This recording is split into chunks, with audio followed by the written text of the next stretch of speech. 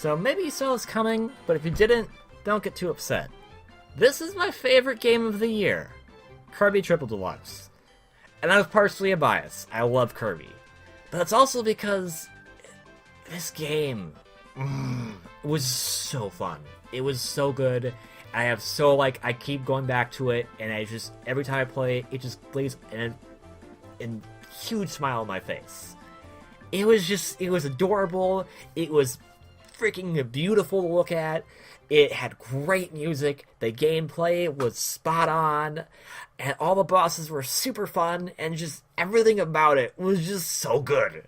I would say this is probably the best 3DS game out there. I know that's a bold statement because everyone has different opinions on what kind of games they like. And you know what? This is mine.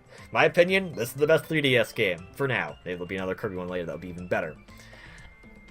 Now, if you're wondering, where does all this gushing come from? I did do a blind run of the game. That was one of the first blind runs I did on my 3DS. So you can check that out in the usual corner where I have stuff. And, get ready for a bit of a ride there, because I kind of do some really silly things and some stupid things. But that was part of the enjoyment, too, was doing a blind run of it and just kind of enjoying, everything that there was there, because Kirby games are they're infectious. They are infectious with this great, joyful energy, and everything is just, you just feel like there's a bit of adorableness with it, and, that starts off kind of early on, and it just makes you so happy. It makes you prepared for later stages where things are a little more industrial, a little creepier, that kind of stuff, and then it's kind of well, I'm this cute little pink blob, you know what?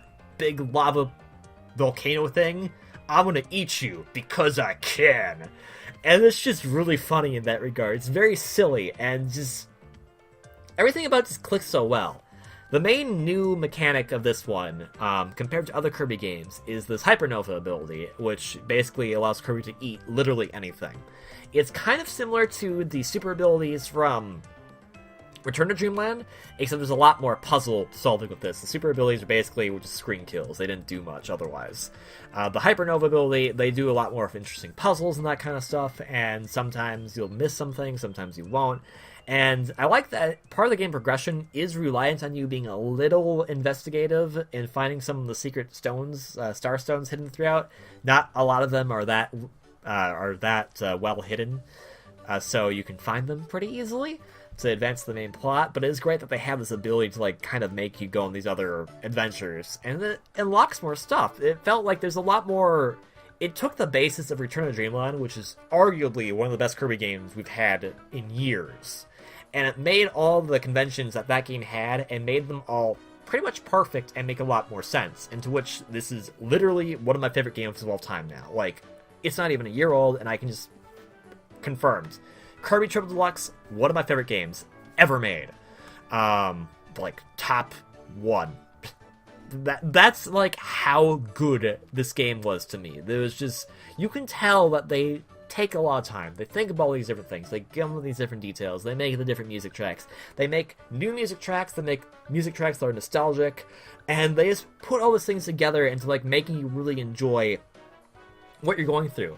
I know a major complaint about it was that it was short. So there's too much water. That's a different game. And you know what? That game didn't have too much water, so shut up. But there's nothing wrong with a game being short. There's nothing wrong with a game being short as long as it's fun throughout the entire journey. And if it's so much fun, you know what? Who cares if it's short? You're going to go back and play it again, because that's how much fun it was. And that's what makes it such a great game to me, is that it's a game that can be accessible to anyone. And everyone can enjoy this great euphoric sense of enthusiasm, of joy, of all these great things, and it just really it makes me smile so much. In addition to that, there's two that's just the main story mode. There's two sub-games that have also been created into two eShop titles now. Kirby Fighters Deluxe, or Kirby Fighters, and DDD's Drum Dash. Kirby Fighters is kind of this fighting-like game. It's basically a weird kind of Smash Bros-ish type game, except with health, and you're using Kirby abilities, and you can't block, you can block, but you can't grab. It's weird, but it's a fighting game. I did an entire series on just the standalone version of that one, Kirby Triple Deluxe, Kirby Fighter Deluxe on its own. And that was really fun. That was a cool idea. I mean, it's not fully realized. I'd say you need to pick all the abilities, make some more stages, make that campaign a bit longer, but it was still a cute little idea, and it's fun. You can download, play with it, awesome stuff like that. I freaking loved the music game, though, DDD's Drum Dash. That was like, that is how you should do a rhythm game. You have great songs, you have a very interesting gameplay mechanic. It's not just you tapping a button to the beat, it's you trying to maneuver through these songs as you also, okay, you technically are tapping a button to the beat, but they're doing more than just that. And I appreciate that, because it makes you think a little more, and it makes you kind of appreciate the music a little more, and it's just so much fun. It's great to see DDD too, because DDD's like really happy and stuff too, and it's freaking great. I love it. I love DDD. DDD's awesome. And I like that he plays like a huge role in the main game too. The main plot is that he gets kidnapped, and Kirby goes to save him, because you know what? DDD may be a jerk sometimes, but he's our buddy, and so we're gonna go save him. And most of the game is progressing up this beanstalk-like thing, which is really cool how they kind of do that. And what's even greater is that they actually have kind of a bit of a backstory, which is probably the most in-depth story I've seen in a Kirby game thus far. And it's kind of cool how they kind of tie everything together at the end, and how like everything kind of makes sense as to where this came from. And I'm hoping that that's a permanent location now in Dreamland, because I would love to go back and visit this place, because all these places are so freaking cool. I have obviously your grassland-like area of the flower fields, and you have this kind of like candy-ish Candyland place with like all these different circus places, which is really neat. And then you have this place called the Old Odyssey. The Old Odyssey is really cool. I know I'm going into a lot of detail on this, but like everything about this was just so fun, and like I think about all these things all the time when I think about this game. They can't help but like talk about all of them. And the Old Odyssey was like really cool, because it was like, it started off as kind of like this mine area, but it slowly became like this snowy area. And one of the last stages in the Old Odyssey before the boss is this like very, very peaceful snow level. And it's just like, the backgrounds are so good. They look like these crazy watercolor paintings that you just like want to get lost in. And it works so well with this icy foreground, because it kind of reflects everything and just works so well together. And then later you go and be the big bag wolf and eat some houses from straw bricks and other things, and it's really funny. Then you go to the wild world, which is like this jungle type world. Then you go to the stupid volcano place. I don't like lava stages, but it's still pretty cool. They do a great job making this like mini boss thing. And then you get to the final stage, and this is one thing I have that with this game that a lot of Kirby games do sometimes, but more Kirby games need to do. They need to have a definitive final area. In Return to Dreamland, it was just a lava area, and that was it. In this game, there's like a legitimate last area, and like it has awesome music, like some of the best music in the entire Kirby series. And it's just so cool. It's like you're infiltrating this like castle at the top of this beanstalk thing, and it's like really awesome. And then you fight all the different bosses, and it's just like it's so cool to kind of see all this stuff and to see like Kirby doing all this stuff. And it's so cute, and like everything looks great, and it's just, oh my god, I can't. I don't know. I'm just gushing a lot, and everything finally starts to accumulate into the final boss battle, and holy hell, the final boss fight was so good. It was so climactic. Like, this is the kind of stuff RPG final bosses wish they could have, because it was so good. And I know that sounds weird, because RPGs have a lot more plot stuff going on, but gameplay-wise, musically-wise, visually-wise, everything just works so well with this. And I know it's a Kirby game, I'm biased, and that's the point out. I'm biased because it's a Kirby game. But this final boss, it's just so good. I can't, like, the boss itself can be a bit annoying sometimes, but it utilizes the Kirby powers really well.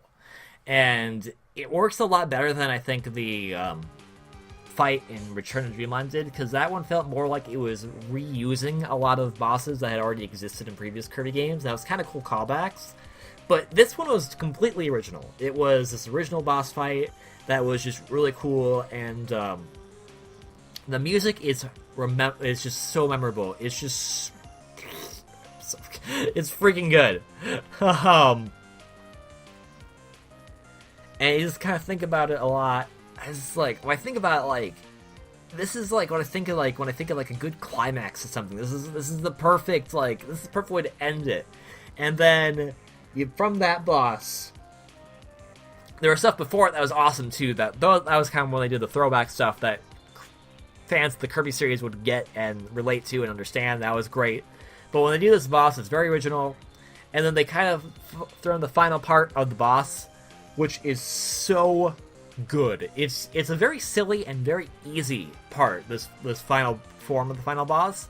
But it's just like, it's built up very well. The music is, again, fantastic.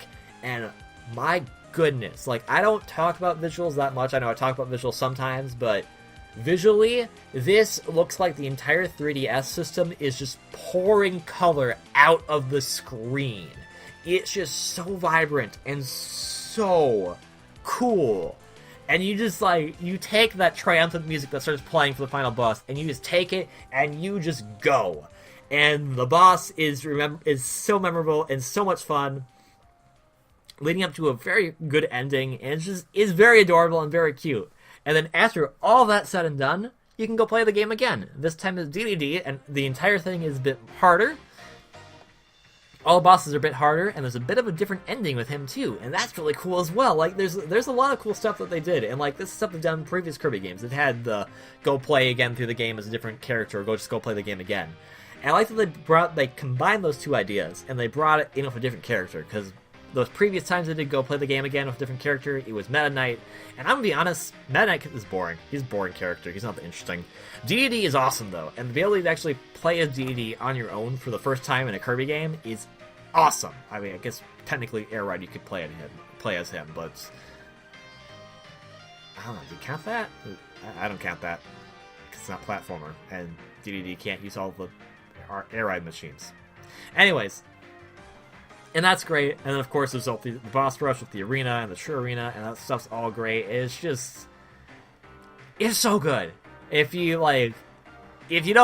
think I'm off my rocker, and I literally am to just knock something over, then you know what, that's fine. But personally, like, you can have a sequel, you can have a series, and you can still make something fantastic even if it's not like 100% original, and that's what Kirby is for me. Like, Kirby can never go wrong. Some Kirby games might not be as good as others, but some can be great. And like, when I think of like everything I look for in a game, this has everything I look for, and I just am so happy with it and so pleased by the turnout that I just can't help but like just go, yes, this is the best game in 3DS. Yes, this is the best game of 2014 on the 3DS anyway. There's a different game on the Wii U, and that will be in the next episode. The next video episodes. We're at the end of the year here. I just go watch the blind run if you're unsure. It's kind of still me being very infectious, so there's a very infectious attitude, because that's what the game does. It makes you happy, and I think that's the greatest quality. There's nothing frustrating about it. There's nothing like multiplayer obnoxious anything about it. It's just a game that, regardless of what happens, you're happy, and that's important. That's the most important stuff. I love this game, and HAL Labs, you guys cannot go wrong. I'm like, super excited for the next Kirby game. Even though it's a sequel to Kingdom's Curse, I'm sure it's gonna be good. Will it be better than this game? Only time will tell, because you know what? For a long time, my favorite game of all time, which was a Kirby game, had not been beaten out until Return to Dreamland, and now Return to Dreamland's been knocked off by this one, so who knows? This game was just a blast, start to finish, and if you haven't picked it up, pick it up. Just seriously, it's worth it. It's a fun game. You'll enjoy it. And that's it. I love this game. This game was my favorite game of this entire year. Even playing it now, like, it's been months since it first came out, but even playing it now, it still holds up so well, and it's still, like, I still get the same attitude with it. It's still adorably awesome, and I just can't get over that. I'm so happy. Kirby Triple Deluxe, best game of the year. Game of the year. Best game of the year on the 3DS, I guess, because... Well, okay, no. There is a game on the Wii U that I would say is better just on the Wii U, but as far as I'm concerned, Kirby Triple Deluxe, game of the year. I don't care. You know what? It's a sequel. I don't care. You know what? It's a Kirby game. I don't care. You know what? It's freaking cute. It's freaking vibrant. It's freaking amazing. Amazing. That's the word. It's awesome. Pick it up. Enjoy it. Have fun. Get it lost in this great, great platformer. Thank you very much for watching, and I'll see you on the next video.